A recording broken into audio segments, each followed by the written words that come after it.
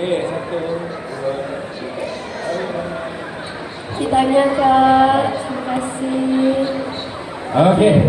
Yang seterusnya lagi. Soalan yang ketiga ni best sikit lah, okey? Saya nak panggil seorang yang sporting untuk nyanyi lagu raya. Tapi satu rangkap je. Siapa yang rasa nak nyanyi lagu raya?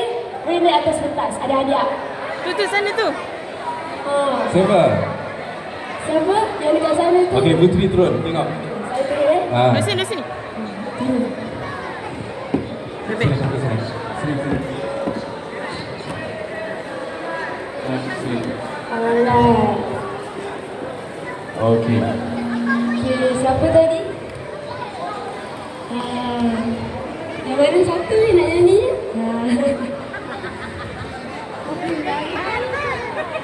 Serangkap je. Lagu raya. Satu rangkap je. Satu rangkap sahaja. Lagu raya apa-apa boleh. Lagu lama ke, lagu baru ke, tak kisah.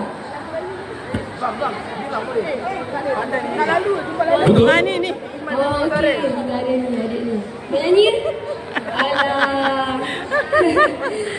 Okey, saya minta seorang nyanyikan satu lagu raya. Satu rangkap je. Satu rangkap je. Ni kakak ni. Satu rangkap je. Okey, boleh? Okey. Boleh. Okey, akak sama-sama kak. Selamat hari raya. Lagu apa itu? Lagi. Tak ada lagi?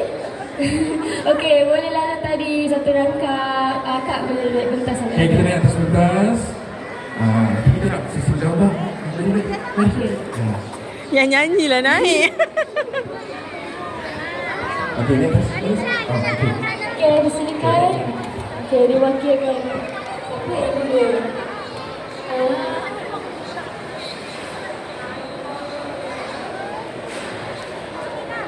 Satu, dua, tiga.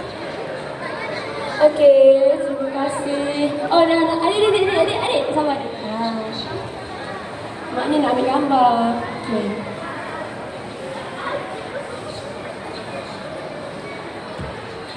Okey, tahniah, terima kasih. Okey.